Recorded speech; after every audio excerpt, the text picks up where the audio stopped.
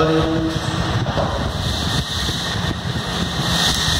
In previous video, we discussed Paleolithic age, discovery of fire, and Mesolithic age.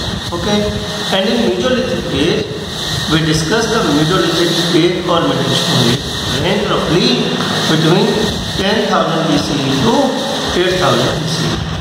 Okay, तो कल की video में हमने लास्ट डिस्कस किया था वो था मेजोलिथिक एज, जिसमें हमने आपको बताया था कि मेजोलिथिक एज जो है उसका टाइम पीरियड कहाँ तक है, तो 10,000 ईसा पूर्व से लेकर के लगभग 8,000 ईसा पूर्व। ठीक है, और मेजोलिथिक एज के जो टूल्स थे, जो औजार थे, वो कैसे थे, शार्प थे, पॉइंटेड थे, और पैलियोलिथिक एज से ज़्यादा बेटर थे। Okay, and the evidences of the mesolithic age, मध्य पाषाण काल के जो हमें साक्ष्य हैं वो कहाँ से मिलते हैं, तो ये कह रहे हैं कि माइक्रोलिथ साइट जो है वो कहाँ पे हैं, तो Ganga valley civilisation, Ganga valley in Allahabad and Pratapgarh, कि उत्तर प्रदेश के इलाहाबाद और प्रतापगढ़ जिलों में गंगा नदी के किनारों पे इसके साक्ष्य मिले हैं। इसके अलावा Birbhanpur along the river Damodar in west Bengal and Adamgarh in MP and Bagor in Rajasthan, Lalganj in Gujarat.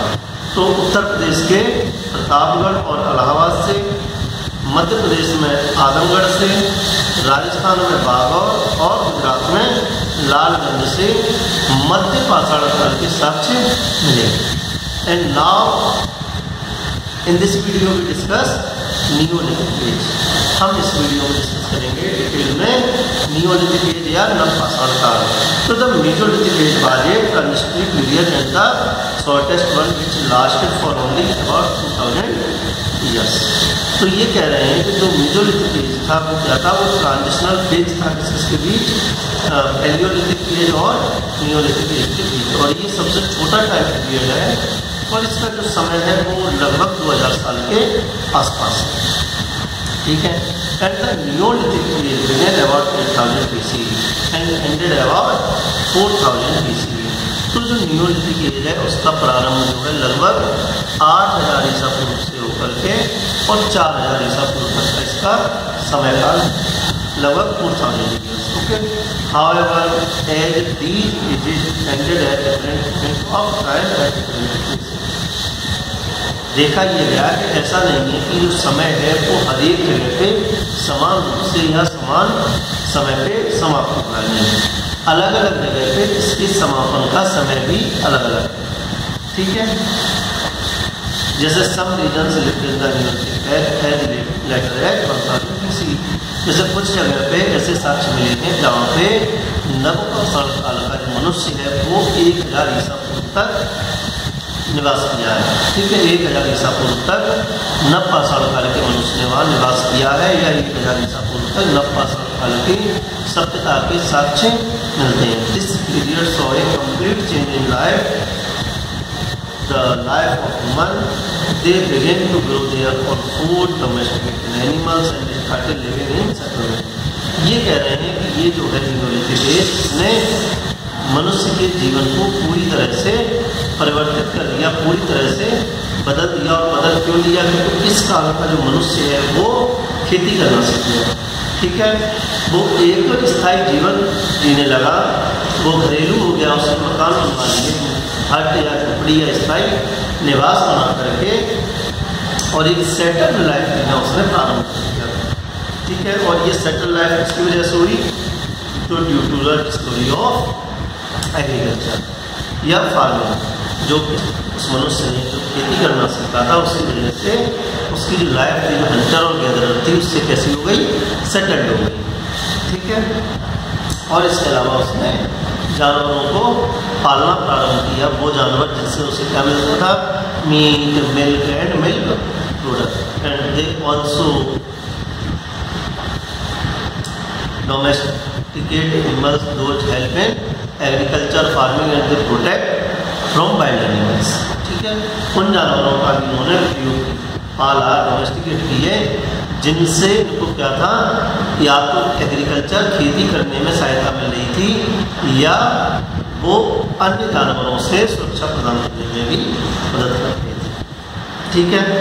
This is referred to as the neolithic revolution, और इसको क्या कहा जाता है, तो इसको नवपाषाण क्रांति कहा जाता है, नवपाषाण काल की क्रांति, which age said discuss later in this lesson, जिसको हम बाद में डिस्कस करेंगे। Art in the stone age, stone age की कला, ठीक है, या क्या क्या मनुष्य को आता था उस समय, क्या क्या साधन या संसाधन थे उसके मनोरंजन के या उसके जीवन यापन के लिए। तो decorated these shelters with paintings and engravings, these depict everyday activity of pre historic. ये कह रहे हैं कि जो मनुष्य था उसने क्या किया, उसने चित्रों को घेरा और उनको पेंट किया, उनमें कलर भर दिए, और ये जो चित्र थे वो क्या दिखा रहे थे, तो वो उनकी प्रतिदिन की जो जीवन था या प्रतिदिन के जो क्रियाकलाप थे उनको शो कर रहे थे कि वो प्रतिदिन क्या कार्य करते थे या किस तरह से वो जीवन जीते थे, ठीक है। जैसे like such as hunting, tribal rituals and ceremonies, religious beliefs and practices. जी, तो इन चित्रों में क्या उकेरा गया है, तो शिकार करते हुए लोग या जो जनजातीय परंपराएं थी या जनजातीय जो सेरेमनीज थे, जो उनके त्यौहार थे या धार्मिक कट्टे से जो धर्म से संबंधित उनके जो क्रियाकलाप थे, उन सबको इन दीवारों पे उकेरा गया है इन चित्रों में। मोस्ट ऑफ दीज के paintings are about 20,000 years old and they give us many clues about the life of stone age man.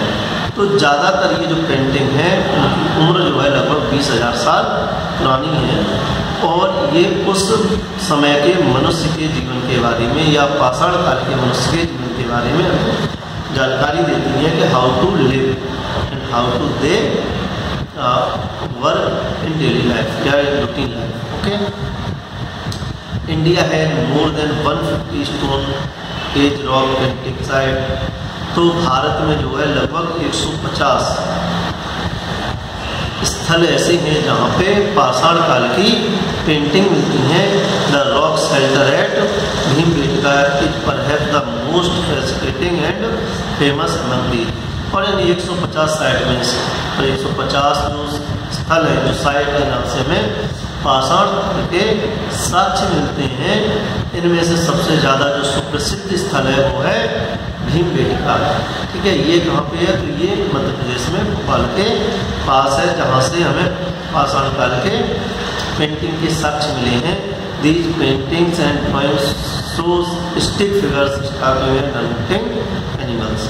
और ये जो भीमबेटका में जो पेंटिंग है, इनको कैसे बनाया गया, तो खुदाई करके या चित्र उकेरे जो है वो स्टिक हैं, जिसमें लोगों को शिकार करते हुए या खड़े हुए लोगों के फिगर्स हैं। Some other painting show people dancing and performing rituals. वहीं कुछ पेंटिंग में लोगों को डांस करते हुए या कुछ परंपराओं को निभाते हुए दिखाया गया। The main colours in the painting are और ग्रे एंड वाइट।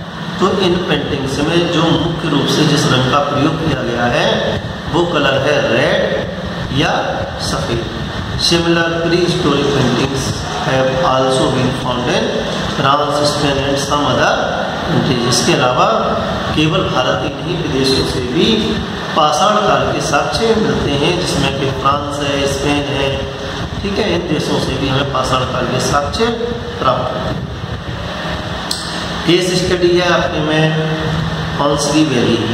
हंसगी वैली का आपके में केस स्टडी है, तो ये कहते हैं archaeologists have discovered a large number of stone tool in the हंसगी valley situated in Gulbarga district of Karnataka. तो ये जो हंसगी वैली है ये कहाँ पे है, तो कर्नाटक के गुलबर्गा जिले में है, और यहाँ से बहुत अधिक मात्रा में पाषाण कालीन पत्थर के औजारों की खुदाई हुई। दिस डेक्कन प्लेटू साइट है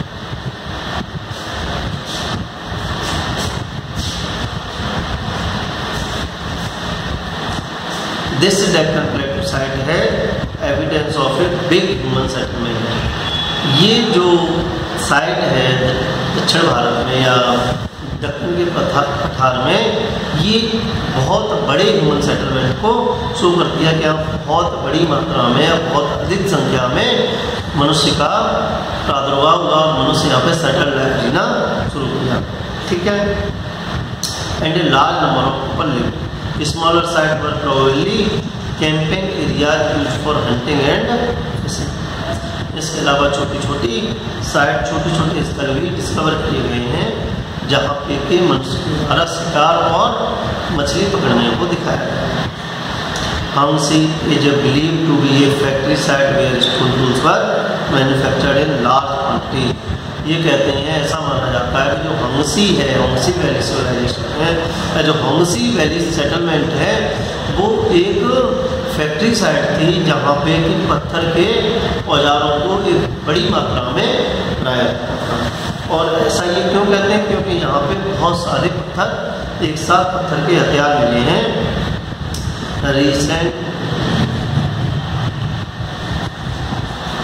Recent excavation in Islampur Ghazi had yielded more than 15,000 stone tools। ये कह रहे हैं कि अभी जो ईसमपुर में जो खुदाई हुई है वहाँ पे 15,000 से भी ज़्यादा पत्थर के औजार खुदाई में प्राप्त हुए हैं। The tools found here include chopper, spheroid, hand axes, cleavers, scrapers, blade and flakes. तो यहाँ से जो औजार मिले हैं या जो पत्थर के जो हथियार मिले हैं वो कौन कौन से हैं? तो उसमें है chopper, pounding tools, hand axes, cleaver, scraper, blade and flakes. These were made of granite and limestone. और ये जो औजार हैं पत्थर के, ये किससे बने हुए हैं?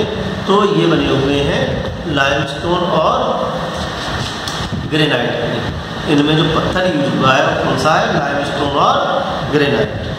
ए very common tool found in this region is the end scraper.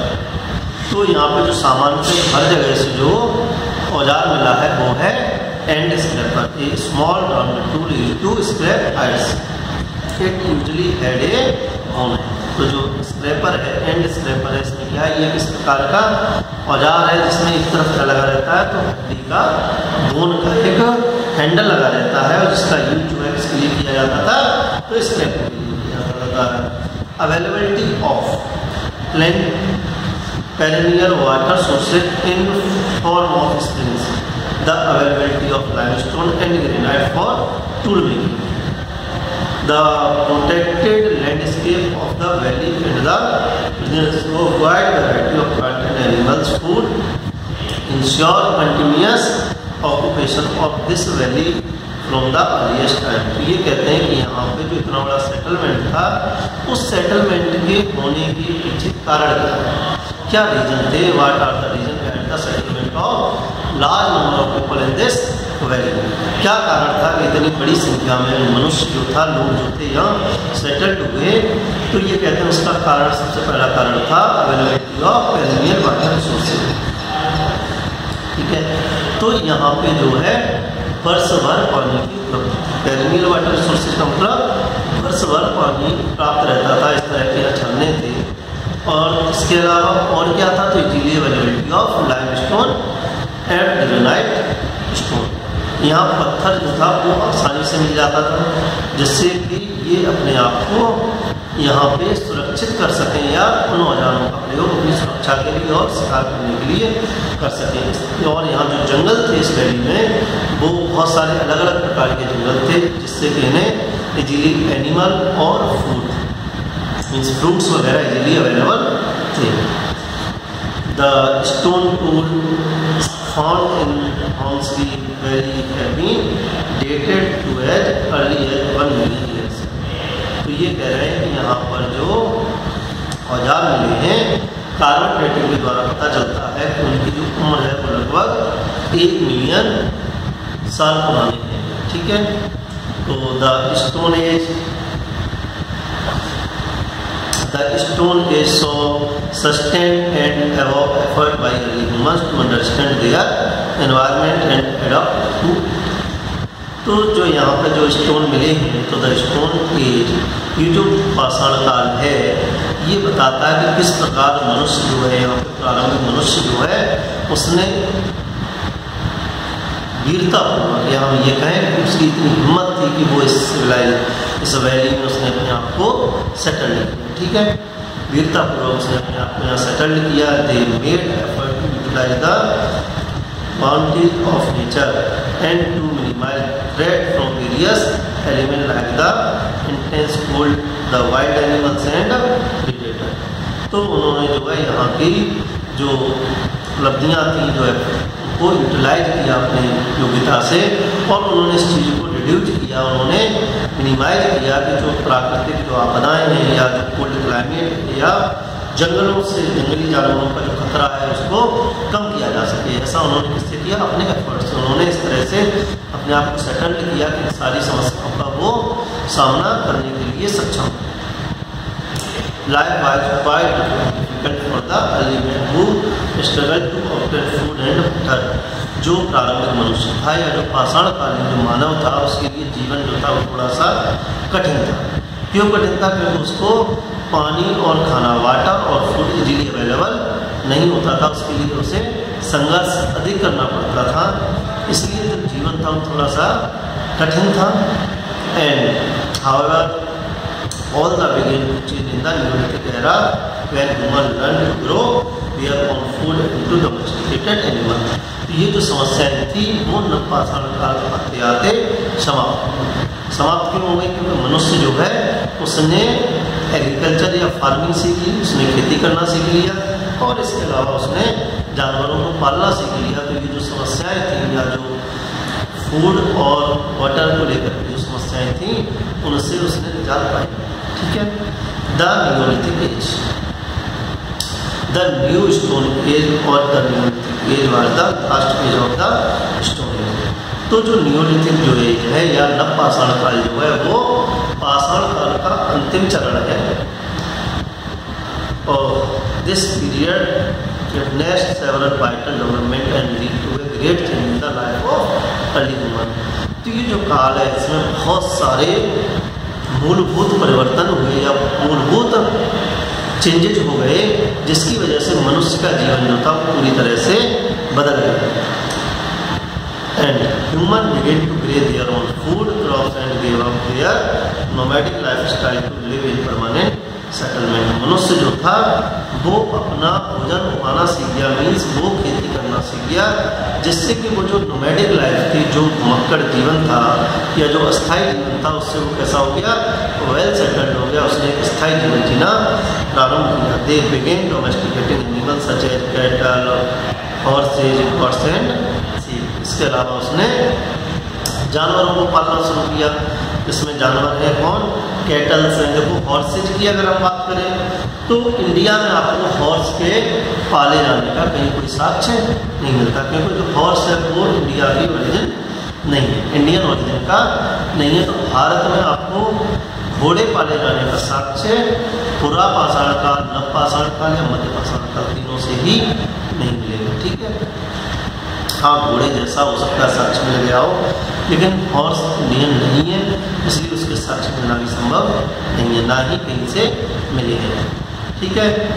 अन्य सिविलाइजेशन हो सकता है पाला गया हो, तो कैटल है, गॉट है, सीप है, डॉग है, and they now had a regular supply of meat, milk and milk product. इससे इन्हें क्या फायदा हुआ? दूध, मीट और दूध से बने अन्य चीज़ों की उपलब्धि सुनिश्चित हो गई। The wheel was another crucial invention of this period. इस काल का दूसरा जो सबसे बड़ा आविष्कार था वो था इन्वेंशन ऑफ व्हील, पहिए की खोज। Advance tools such as blades and burins were used. It is because of these far reaching changes that this period of reached is called the neolithic revolution.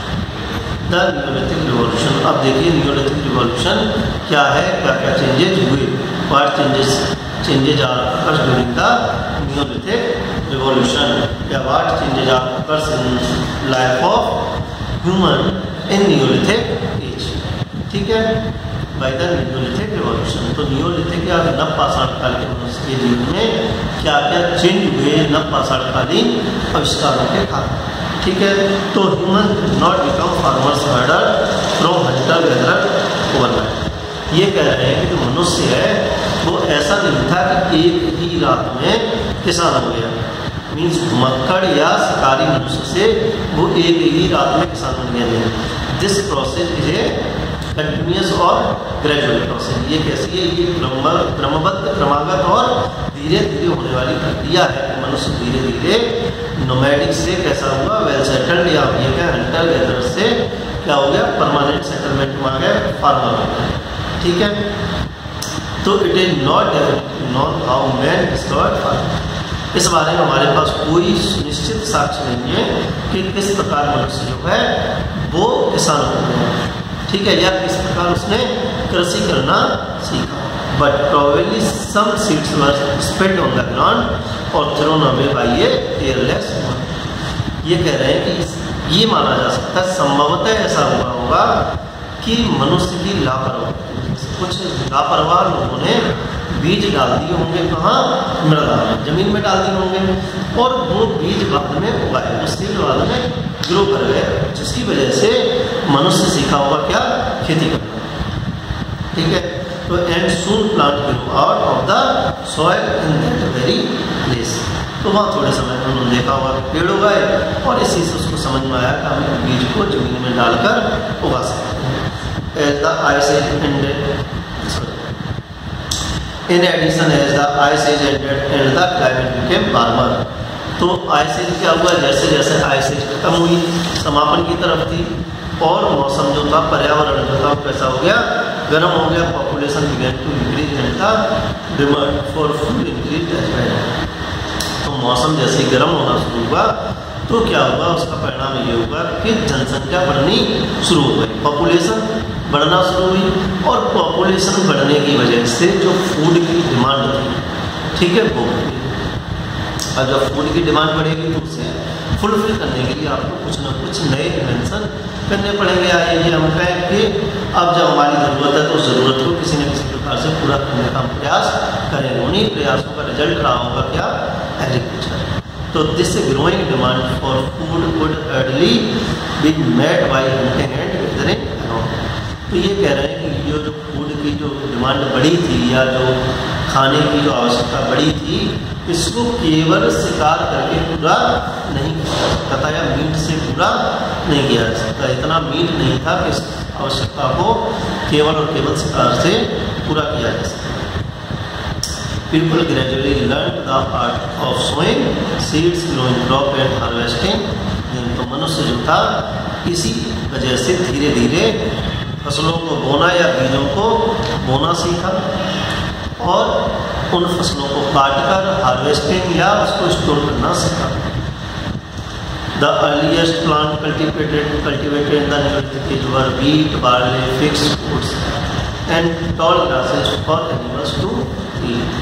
तो जो सबसे प्रारंभ में मनुष्य ने जिनकी खेती की वो क्या थे, तो वो था वीट है, बार्ले है, फिग्स हैं, वुड्स हैं या बड़ी बड़ी घासें हैं, टॉल ग्रासेज। और ग्रास किसके लिए, तो फुलफिल द या as a fodder for the animals. ठीक है, इसके लिए तो जानवरों के भोजन के लिए। ठीक है, once harvested the grain had to be stored for use till the next harvest.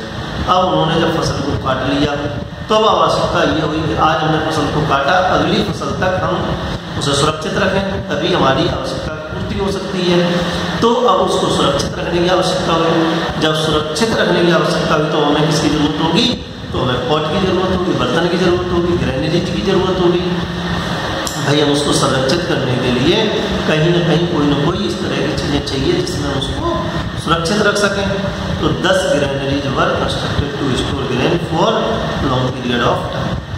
अब इस अनाज को जो रखने की, सुरक्षित रखने की जो आवश्यकता है उसके लिए बनाई गई ग्रेनरीज या अन्य ग्रेन। ठीक है, द नियोलिथिक मैन दस became a food producer from A food gatherer. अब ये जो नवपाषाण यानी जो मनुष्य था वो जो भोजन का संग्राहक था वो क्या बन गया, भोजन का उत्पादक बन गया। मीन्स गैदरर से या हम ये कहें food gatherer human change into food producer. ठीक है, भोजन को एकत्रित करने वाला मनुष्य कौन बन चुका था, भोजन का उत्पादन करने वाला मानव बन चुका। Neolithic sites have been discovered in several regions in South Asia. The major Neolithic sites that were excavated are Mehergarh in Pakistan, Burj in Kashmir, Daojali Hading Sarutaru Assam. तो ये कह रहे हैं कि जो नवपाषाणकालीन जो साक्ष्य है या नवपाषाणकालीन जो साइट्स हैं, स्थल है, वो कहाँ से मिले हैं। तो साउथ एशिया में बहुत सारे इस तरह के स्थल हैं जहाँ से हमें नवपाषाणकालीन साक्ष्य प्राप्त होते हैं, जिनमें से पाकिस्तान में मेहरगढ़ है, कश्मीर में बुर्जहोम है। बुर्जहोम का मतलब होता है जमीन के मकान, ठीक है। तो कश्मीर में जो है वो बुर्जहोम है। दाऊजी हेडिंग एंड सरातुल आसाम, असम से 2 साइट हैं, दाऊजी और सरातुल। चिरांद इन बिहार, बिहार में चिरांद से, ठीक है। उड़ीसा में कोचई से। इसके अलावा दायमाबाद एंड इनामगांव है महाराष्ट्र में, दायमाबाद और इनामगांव। कर्नाटक में ब्रह्मगिरी, ठीक है। आंध्र प्रदेश में नागार्जुनकोंडा और तमिलनाडु में पयमपाली, ठीक है। तो ये सारे वो स्थल हैं जहाँ से हमें नवपाषाण काल के साक्ष्य प्राप्त होते हैं, ठीक है। फिर आता है domestication of animal, how to human domesticated animal या what are the requirement for the domestication of animals. किस प्रकार मनुष्य ने जो है जानवरों को पालना शुरू किया या क्या आवश्यकता थी जानवरों को पालने की, ठीक है। तो वह पीपल बिगेन फार्मिंग, जब मनुष्य ने खेती करना प्रारंभ किया। They fed their meat for animals to plough their field to obtain milk and meat and to guard permanent settlement. अब मनुष्य को यह आवश्यकता महसूस हुई कि खेत की जुताई कैसे होगी। तो खेत की जुताई करने के लिए उसे जानवर चाहिए, दूध और मीट की आवश्यकता की पूर्ति के लिए जानवर चाहिए, या हम ये कहें कि जो उन्होंने स्थायी सेटलमेंट था या जो स्थायी निवास थे उनके, उनकी सुरक्षा के लिए भारी जंगली जानवर वहाँ ना आ जाए, तो उनकी सुरक्षा के लिए भी उन्हें इसकी आवश्यकता थी, तो जानवरों की आवश्यकता थी। Animals were also needed to transport seed and harvested grains. इसके अलावा जो जानवर की आवश्यकता किसके लिए थी, तो उन्होंने जो फसल काटी है, जो फसल उगाई थी उसको काटा, तो उसके जो अनाज था या जो बीज थे उनको एक जगह से दूसरी जगह ट्रांसपोर्ट किया। Thus some animals were domesticated so that they could be used as and when were cows, sheep when needed. The earliest animal to be domesticated were cows, sheep, goat, pig and dogs. तो ये कह रहे हैं जब मनुष्य को ये आवश्यकता महसूस हुई तब उसने पाला जानवरों को। और इनमें भी जो पहले जानवर पाले मनुष्य ने वो कौन रहे होंगे, तो वो होंगे dog, pig, God, sheep and cow. These animals provide people with a regular supply of meat, milk and milk.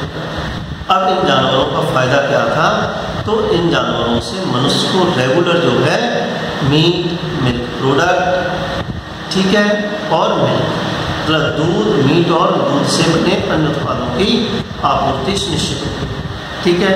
And animal skin were used to make clothes. इसके अलावा उनको कपड़ा बनाने के लिए, अब ये कहें अपनी बॉडी को ढकने के लिए एनिमल स्किन मिल गई, जिससे कि वो अपने बदन को ढक सकें या उस क्लाइमेटिक कंडीशन या जो पर्यावरणीय जो कंडीशन हैं उनसे अपने आप को सर्दी, गर्मी और बरसात से बचा सकें, ठीक है।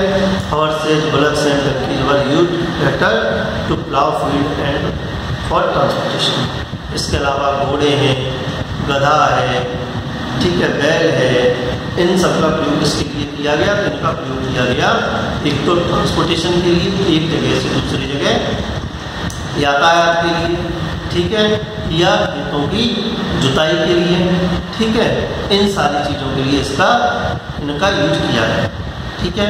तो आज हमने क्या क्या डिस्कस किया, तो हमने सबसे पहले डिस्कस किया neolithic age, site of the neolithic, ठीक है, नवपाषाण कालीन की साइट कहाँ से मिले हैं, साक्ष्य कहाँ से मिले हैं भारत में। इसके अलावा मनुष्य ने किस प्रकार खेती करना सीखा होगा और पहिए की खोज से क्या क्या चेंजेस मनुष्य के जीवन में आए या नियोलिथिक रिवॉल्यूशन, ठीक है। और domestication of animals means how to human या why human started domestication of animals, क्यों उसे मनुष्य ने एनिमल्स को पालना शुरू किया। ठीक है, नेक्स्ट वीडियो में हम लोग डिस्कस करेंगे invention of the wheel and what are the changes, what is the impact of the invention of wheel on the life of human. ठीक है, या what changes occurs by the invention of the wheel. ठीक है, पहिए की खोज की वजह से मनुष्य के जीवन में क्या क्या परिवर्तन हुए या क्या क्या चेंजेस आए, ये सब कुछ डिस्कस करेंगे हम कब, नेक्स्ट वीडियो में। Thank you.